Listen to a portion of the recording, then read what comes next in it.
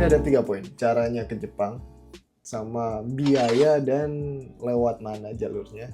Terus sama kalau yang poin ketiganya kalau POV-nya kalau lu full mandiri ya. Yang pertama itu cara ke Jepang. Cara ke Jepang ini lu bisa lewat 5 visa ya. 5 visa itu yang pertama visa wisata, lu kesini cuma main doang, lu sultan gitu kan, punya banyak duit ya, lu bisa visa wisata cuma main doang. Ryugakse atau visa pelajar gitu kan, lu kesini sebagai mahasiswa gitu, kuliah di Jepang gitu kan. Kemudian yang nomor 3 itu Kenshusei itu magang. Yang keempat Tokutei Gino atau kerja. Yang kelima itu Gijinkoku, ketika lu udah sarjana pengen ke Jepang ya gue saranin yang Gijinkoku. Bedanya 5 ini ada wisata, Ryugakse, dan magang. Ini khusus buat lu yang nggak magang jangan deh. Yang 2 ini lu khusus lu yang punya duit gitu ya. Kalau lu menengah ke atas, lu bolehlah ambil wisata sama Ryugakse gitu kan. Soalnya itu bakal nguras duit banget ya, katanya aku pengen nyobain ngerasain kuliah di sini dan baito-baitoan part time-nya rasain aja sendiri. Terus yang magang kenapa nggak gua saranin ya, POV orang beda-beda. Cuma kalau lu emang butuh grinding cepet ya mending langsung sikat Tokutei Gino, soalnya gajinya pasti rada beda gitu kan. Kecuali emang tempat magangnya banyak lemburan. Nggak worth it-nya gini, magang sama Tokutei Gino gajinya itu mungkin lebih besaran Tokutei Gino dan kadang bisa dikejar sama orang magang. Tapi kan masalahnya orang Tokutei Gino kerja mungkin nyantai 8 jam gitu dapatnya 18 sampai 20 juta. Sedangkan yang magang itu harus full gitu kan, nonstop gitu, mungkin sebulannya lu libur 5 hari gitu kan. Kebanyakan Sabtunya dibikin lembur gitu, kerja capek, gajinya 18 sampai 20. Sedangkan di Tokutei Gino lu yang kerja nyantai yang sebulannya libur 9 hari gitu kan dapat 18 dan bisa sampai 20 gitu kan. Jadi ya mending TG kemana-mana. Kalau yang TG ini lemburannya banyak kok, bisa sampai 30 juga ya. Jadi di TG pun di Kaigo pun itu ada beberapa tempat yang worth it buat cari duit banget, yaitu Tokuyo itu yang orangnya banyak ya, memang rada capek, lebih capek tapi lebih banyak dapat duitnya juga. Itu aja. Oke, balik lagi Kenshu tadi gue nggak terlalu saranin karena ya kadang orang Jepangnya rada nyepelein, itu mungkin tergantung tempatnya ya. Soalnya kalau di magang yang lain kan ada yang kayak kekerasan, lu mungkin lihat di TikTok atau apapun itu. Jadi kalau gue sih tetap TG. Kecuali kalau lu ke Jepangnya kayak cewek gitu misalkan kan, ke Jepang cuma cari pengalaman atau bentaran doang, ya magang boleh lah. Kalau lu nggak betah pulang nikah gitu misalkan.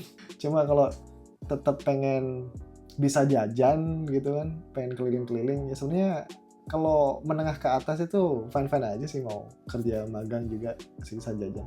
Dan tergantung tempat juga kan. Kalau lu mau berangkat kan nanti lokasinya di kota mana gitu, berapa yen per jam, cari-cari informasi.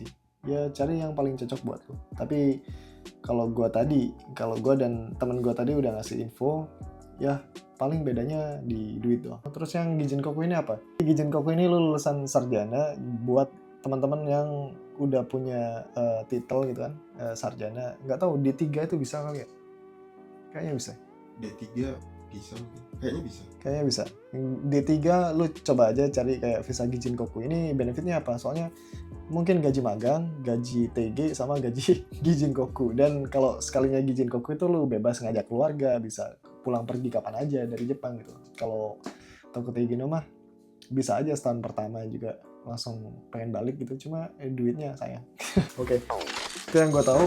Terus hari ini kita bakal ngebahas yang fokusnya ke Tokutei Gino. Gimana sih caranya? Oke lah, gue nyaraninnya Tokutei Gino buat lu yang benar-benar pengen ngubah keuangan gitu kan. Misalkan lu ada di posisi menengah ke bawah, terus hari-hari sulit gitu kan, cari kerjaan juga susah dengan ribuan pasukan bawa amplop coklat gitu. Soalnya ini ada yang menarik cerita teman gue nyari kerja di Indonesia. Jadi kita fokus dulu ke Tokutei Gino ini apa. Tokutei Gino itu visa kerja, jadi ya status lu sama kayak pekerja orang Jepang di sini gitu ya. Kecuali yang udah profesional gitu. Kalau orang Jepang yang baru lulus terus masuk kerja di sini sama lu yang Tokutei Gino itu gajinya sama. Terus Tokutei Gino itu gimana sih cara dapetinnya? Lu cuma perlu punya sertifikat bahasa sama sertifikat skill. Lu bikin ID Prometric, terus di situ lu bisa daftar tes bahasa. Standar requirement-nya itu paling rendah itu JFT A2 gitu kan, sama SSW. SSW ini sertifikat skill. Kalau magang, lu nggak perlu sertifikat skill, itu bedanya. Satu orang itu bisa ambil semua SSW-nya kalau lu punya duit dan lu mampu gitu kan. Punya duit, soalnya satu tesnya itu kira-kira berapa? 450.000 kalau nggak salah ya. Gue dulu itu 400 ribuan gitu kan. Sekali coba, kalau gagal kan kita bayar lagi nanti. Benefitnya ketika kita punya banyak SSW ya, ketika kita nyari job, nah step berikutnya itu kan kita cari orang penyalur atau TSK. Atau kalau di Indonesia mungkin LPK ya. LPK yang ada SO-nya atau Sending Organization. SO itu dari kita, Sending Organization, sama dari sana itu AO, orang Jepangnya. Jadi Accepting Organization.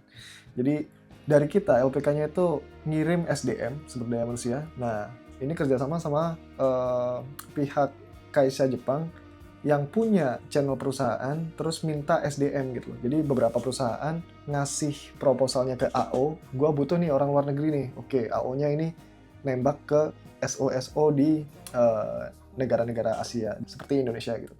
Jadi LPK-nya dari Indonesia masuk, dia ada sending organization-nya berhubungan sama AO-nya ini. Terus nih gua punya bocah-bocah nih siap kirim gitu. Lu punya lowongannya nggak gitu. Ketika kita punya SSW banyak gitu kan, ketika lowongannya muncul, oh ini yang paling cepat sekarang ada lowongan restoran, kita punya SSW restoran bisa langsung ikut interview. Oh ini yang paling cepat ada Tobi atau manufaktur atau pertanian yang lebih cepat, kita bisa langsung ikut Mensetsu. Jadi Mensetsunya kita bisa masukin semua jebret karena kita punya SSW-nya. Seperti itu benefitnya. Tokutei Gino buat ngedapetin bahasa sama SSW ini. Belajar, oke. Belajarnya itu cara paling gampangnya itu masuk LPK, bayar sekian lubang, tapi kan kita nggak ada duit gitu. Oke, lu bisa pakai cara yang gratis. Awal-awal sebulan, 2 bulan itu, atau sampai 3 bulan lah. Lu fokus hal yang paling basic, yang paling tidak menyenangkan, yang kayak apa ini, kayak pelajaran bocil gitu. Ya kayak belajar watashi no namae wa, lucu-lucuan gitu. Dan asik, kita ditunjukin kayak film-film drama Jepang. Terus abis itu kalau lu emang, ini posisinya kita POV-nya orang yang nggak punya duit ya, benar-benar kayak nol gitu, sebulan full modal YouTube gitu kan. YouTube-nya itu ada, ini channel yang paling worth it, Masya Allah. Ini semoga orang-orang yang bikin channel ini sehat selalu dan diberkahi hidupnya. Weihom Gakuen. Terus ada Kinoko Channel gitu kan. Yang lagi Nihongo no Mori, ini orang Jepang yang ngejelasin gitu. Gua kemenangan paling banyaknya di Weihom Gakuen karena dia itu benar-benar literally ngasih tahu apapun modul-modulnya dan itu dikirim ke lu gratis gitu, literally gratis gitu. Tinggal kasih email lu terus dia kirim modul lewat email itu dan belajar di situ. Terus dia juga ngasih tes-tes gitu. Itu benar-benar worth it banget. Lu bisa langsung lulus SSW sebulan. Nilai gue pas-pasan. Modal hajar aja gitu dong. Oke, seperti itu. Terus masuk ke poin kedua, biaya dan cara ke Jepang. Kalau misalkan lu ambil LPK gitu kan, kayak sending organization, yang mana yang worth it, soalnya kan di Indonesia banyak yang tipu-tipu katanya gitu. Yang gue nggak tahu, cuma ngambil calon peserta, terus oh di sini kita nggak ada sending organization-nya, nggak ada SO-nya, kita lempar lagi. Jadi daftar ke sini sekian puluh juta gitu kan, terus dilempar lagi gitu. Bangke. Fuck. Biaya estimasi ini biaya nggak fix ya, karena gua kesini kan terakhir itu 2023 Oktober. Biayanya gua dulu kurang dari 10 juta. Pas COVID itu fuck up banget gitu kan. 2019 ke 2020 itu tidak ada yang pemberangkatan ke Jepang, tapi ada yang LPK yang masih jalan. Gue masuk di situ, biayanya 10 juta, gue langsung bayar bersih. 3 bulan gue lulus sertifikat JFTA 2, dan ternyata belum ada kejelasan ke Jepang ya, karena masih COVID gitu kan. Ya, jadinya ya 10 juta ini ya harusnya bisa kurang sih, seharusnya bisa gua nggak bayar semuanya, tapi ya udahlah itu kayak uang lepas doang, soalnya kan perjanjiannya masuk belajar sampai nanti berangkat, cuma nggak bisa ditarik lagi, ya udah gitu.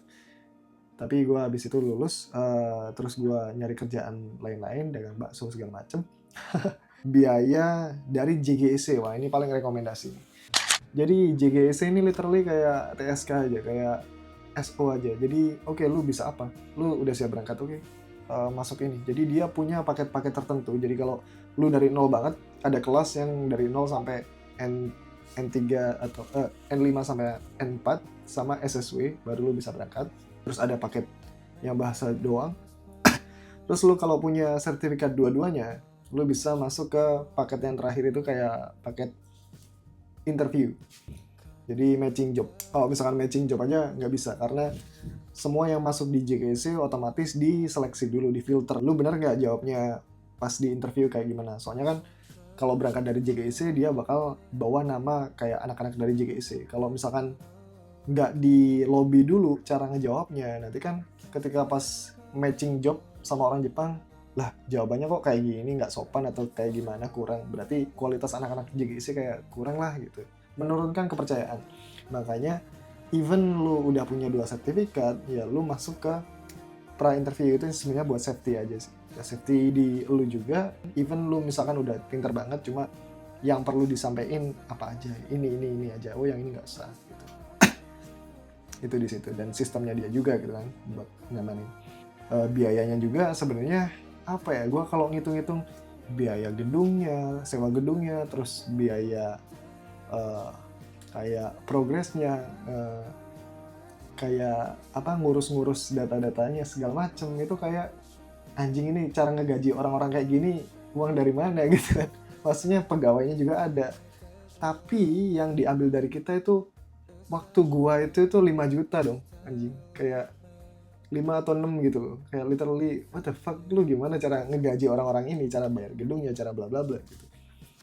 Dan ternyata emang mereka cuma ngambilnya tipis-tipis doang. Ya sekarang emang naik sih, tapi naiknya nggak seberapa, kayak 7 atau 8 atau 9 juta gitu kan. Soalnya itu dulu banget. Gua progresnya itu pas masih 2023 awal mungkin ya. Sekarang udah 2026 gitu. Ya 9 juta itu udah hal yang wajar, soalnya harga naik semua. Dan dia emang tetep main tipis-tipis, anjing kok gue kena juga. Sekumpulan orang-orang baik yang ambil untung tipis-tipis aja sih, gitu aja sebenarnya. Jadi itu JGEC, gue full dari JGEC itu kurang dari 10 juta. Jadi awal nembaknya 5 juta buat daftar, terus oke, kamu bakal dilatih interview. Nanti kalau latihan interviewnya itu sebulan ya. Jadi kita langsung masuk ke Zoom Meet gitu kan. Masuk ke Zoom Meet, terus yang bakal ditanya kayak gini, itu juga ngetes bahasa Jepang kita juga, ngobrolnya itu udah lancar apa belum. Even soalnya kan rata-rata kita belajarnya udah lama, terus nggak lama udah nggak dipakai juga bahasa Jepangnya. Jadi di situ belajar. Terus habis sebulan itu mulailah matching job gitu. Jadi kayak ini lagi ada job apa gitu, langsung dikenalin ke kita, langsung dimasukin interview. 1-2 kali nggak lolos, itu kalian jangan langsung mikir atau ngedown gitu kan. Apapun yang terjadi, anjay, misalkan kalian belum diterima, ya emang belum rezekinya. Dan apa yang harus kalian lakukan ya, grinding skill. Ketika sesuatu belum jadi giliran lu buat lulus, ya anggaplah itu cara Tuhan nyelamatin lu dari hal-hal yang lu nggak bakal bisa take care gitu. Misalkan penempatan di Hokkaido, misalkan tempat yang dingin segala macam, jauh gitu, lu mungkin nggak bakal nikmatin Jepang yang lu pengen gitu kan. Dan Tuhan yang lebih tahu gitu ya, mungkin lu ditahan untuk hal yang lebih baik di episode berikutnya gitu aja. JGC itu tadi gue awal 5 juta, terus sisa-sisanya itu kayak MCU, medical check up, visa, paspor. Untuk tiket pesawatnya itu dibayarin dari pihak perusahaan Jepang. Kalau sekarang, kalau lu punya 2 sertifikat bahasa sama SSW itu berapa ya? Di angka 14 jutaan totalnya. totalnya. Jadi lu awal mungkin 6 sampai 8 juta atau 9 juta tadi kan. 9 juta, sisanya itu biaya lu sendiri kayak MCU, BPJS, ngurus BP2MI, visa, sama paspor. By the way, BP2MI gratis. Yang gua tahu itu ya 3 jalur doang. IM yang resmi dari kedutaan dan ngantrinya lama banget gitu kan. Dan gua nggak rekomendasiin, tapi full itu gratis tuh. Zero, benar-benar nggak perlu biaya. Yang kedua itu Minori yang gue denger itu entah suami atau istrinya, jadi yang ngurus IM itu suami atau istrinya gitu, dan pasangan ini tuh yang satunya itu bikin Minori gitu loh, bikin Minori di Cikarang. Dia full dana talang, terus dia juga nyediain mes. Jadi kita daftar ke sana, disediain mes, dan tiap bulan kita dikasih uang saku buat makan. Itu enak banget gitu. Udah disediain mes, dikasih uang saku. Waktu itu pas gua masih sekitar 2020-an itu 500.000 per bulan. Sekarang update-nya kayak gimana nggak tahu. 500.000 per bulan, dan banyak yang kesurupan juga gitu, lebay. Parah, kesurupan lebay. Ya gitulah ya. Terus berangkatnya juga yang magang 3 tahun itu biaya ngebalikin uangnya itu 20 juta dicicil. Kalau yang TG 5 tahun itu 30 jutaan dicicil. Seperti itu. Semua full dana talang. Enak banget. Minori itu bagusnya di situ. Terus sama yang ketiga ini yang gue saranin tuh JGIC tadi itu. JGIC biayanya sekian gitu guys. Ada lagi teman gue info dari Bandung itu OHM, itu Toko Tegino.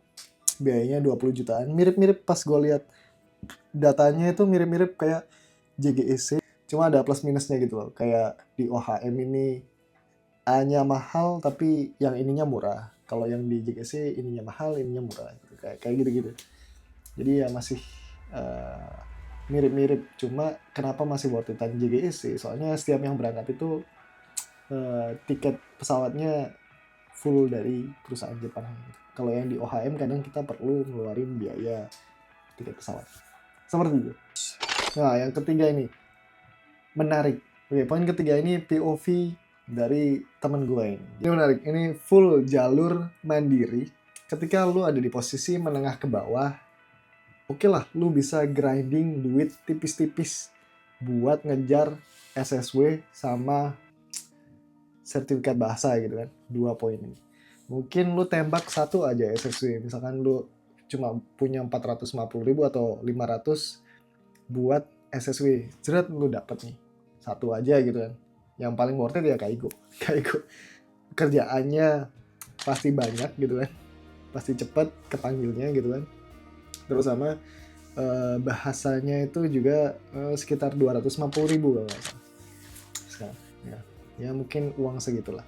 Lu sambil pelan-pelan, misalkan lu POV-nya Gojek atau apa gitu, atau minta jadilah orang baik gitu kan, yang lu perlu build value. Kalau lu nol banget itu lu mesti jujur, terus kelihatan banget pekerja keras. Even lu nganggur itu kayak lu berusaha bantu orang, kayak lu nggak bisa diem karena lu nggak punya apa gitu. Jangan diem doang, lu benar-benar ngebantu orang dengan tulus. Kayak misalkan nggak perlu gini-gini, enggak, gue yang perlu jadi berguna buat orang lain gitu.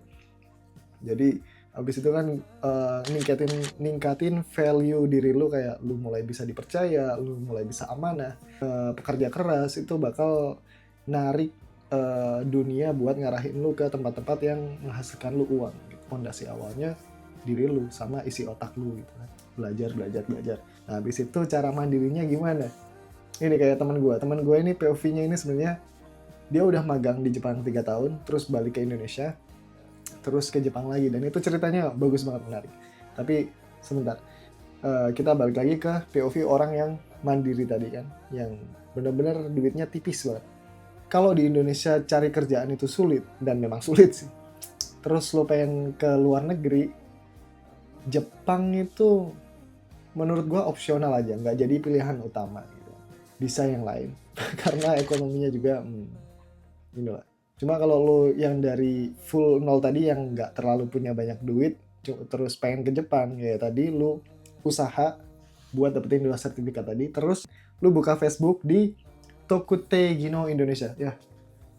Lu buka search di Facebook namanya Tokutei Gino Indonesia. Di situ banyak orang-orang dari TSK gitu kan nge-share job gitu.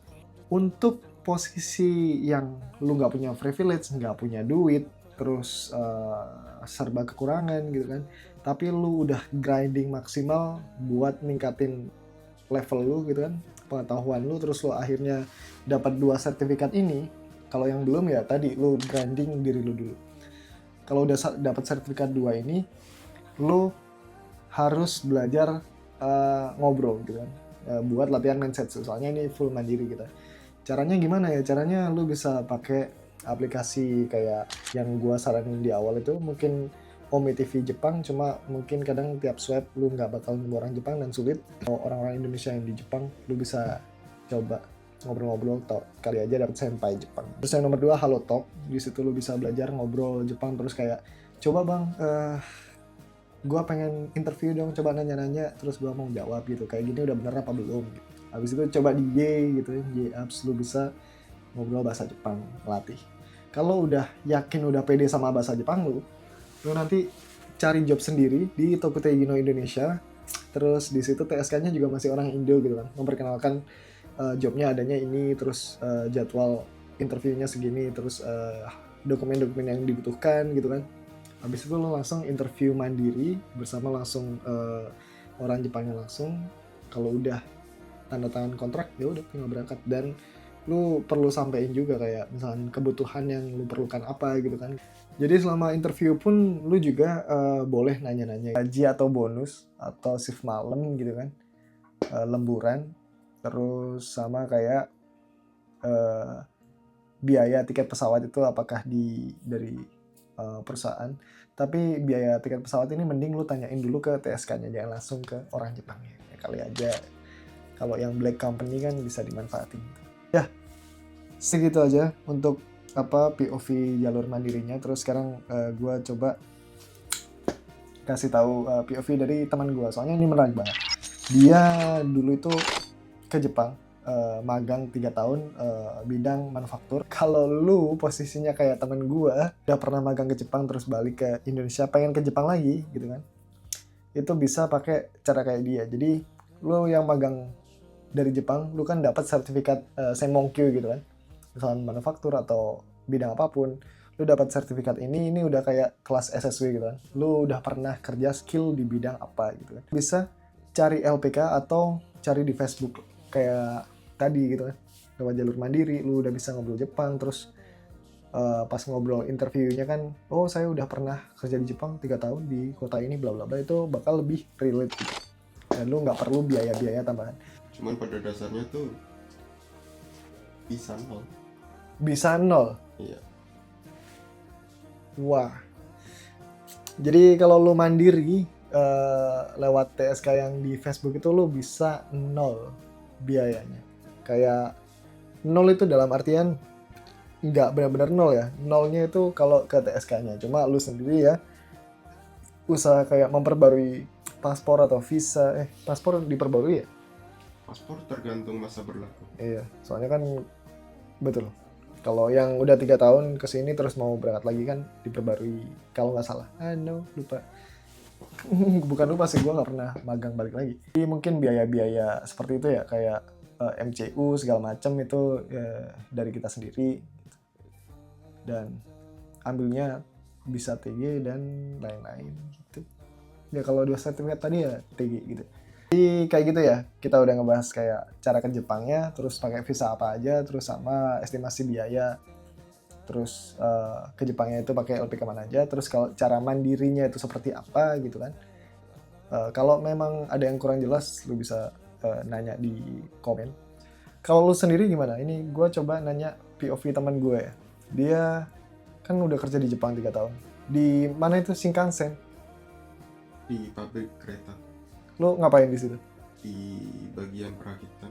Anjay. Jadi pekerjaannya pengelasan. Lo ngelas bikin Shinkansen, bikin kereta ya? Iya, ngerakit kereta. Anjay, ngerakit kereta. Nah terus kalau lo ngerakit kereta 3 tahun terus balik ke Indonesia, punya Senmonkyu, punya data W, anjing aing aing 3 tahun di Jepang ya gitu kan. Terus ngelamar kan gampang. Harusnya gampang kan? Ya, kenyataannya sama aja. Oh, jadi abis dari Jepang lu balik ke Indo berapa lama terus ke Jepang lagi? Lagi mungkin sekitar 1 tahunan di Indonesia kan. Dan selama 1 tahun itu sempat ngelamar di 2 tempat. Dan 2 tempat itu yang mungkin menurutku ada kaitannya sama kereta, dan mungkin pengalamanku di Jepang kan jadi nilai plus ya. Keterima dong. Nggak lolos semua. Gila, goblok. Gang 3 tahun bikin Shinkansen. Lu literally bikin Shinkansen gitu.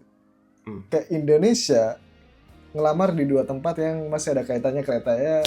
Sebutin lah apa, KAI. Ini kereta di Indonesia ada apa doang? KAI, Wush, apa Wush? Ya. Anjing, iya beneran. Kalau Wush kan dulu masih baru ada ini ya, apa rekrutmen lewat online. Ya aku coba aja iseng-iseng kan, apply, udah masukin semuanya dan nggak ada balasan. Dan satu lagi di ini KAI. What the fuck, lu seriusan ke KAI? Ya, dan ya gagal lagi. Anjing. Gagal cuma sampai di anjing tes fisik mungkin. Oh, kenapa fisik ya?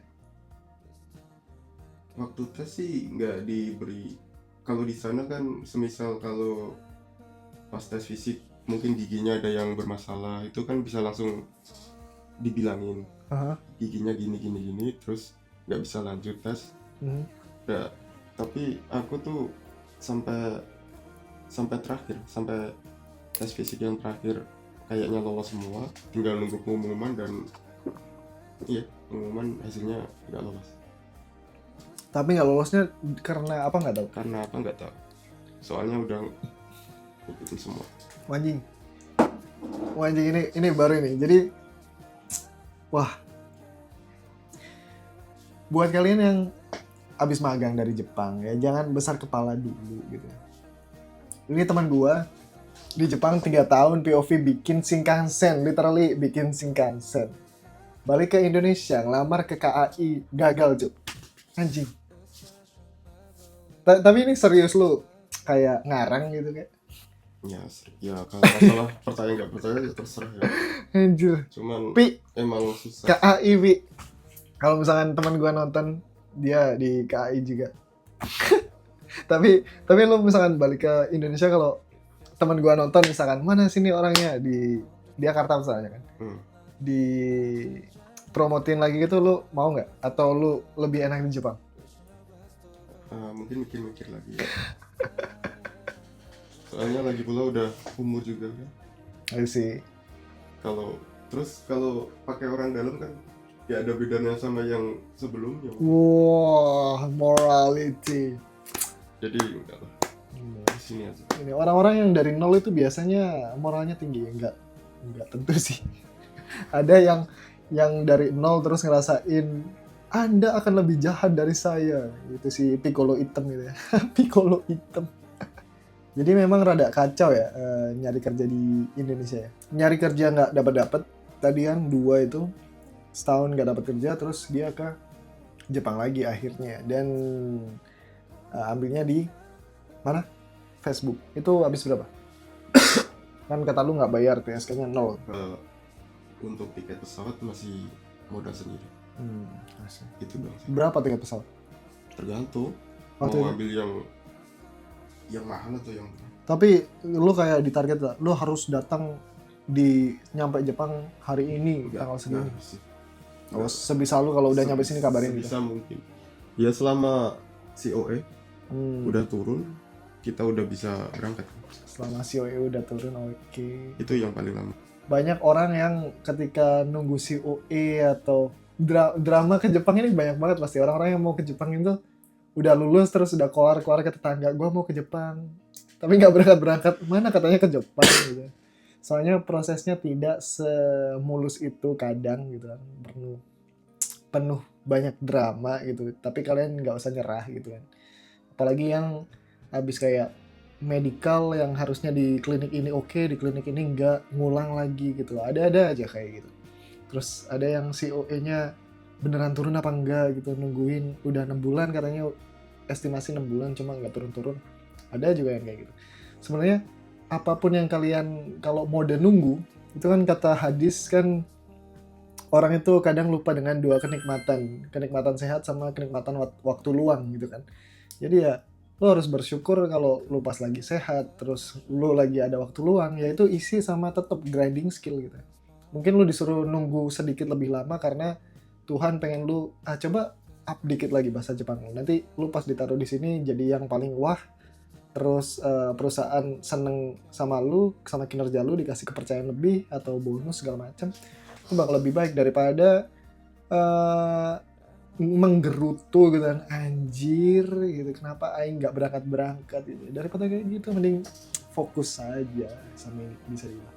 Kenapa bisa gratis di Facebook itu karena perusahaan Jepang ini nyari SDM-nya nggak ada, nyarinya di luar negeri, terus dia nyewalah TSK ini. Jadi TSK-nya udah dibayar dari perusahaan. Jadi kalau pas kita datengin TSK terus TSK-nya minta duit ya, minta duit sana sini gitu. Nggak semuanya sih. Jadi ya sekian mungkin ya dari video kali ini. Pokoknya semangat buat kalian yang mau ke Jepang, buat siapapun di luar sana yang lagi berusaha buat yang terbaik buat keluarga, buat para lanang di sana. Jangan sampai jadi boti ya. Entah seberat apapun kehidupan ini kosong ya.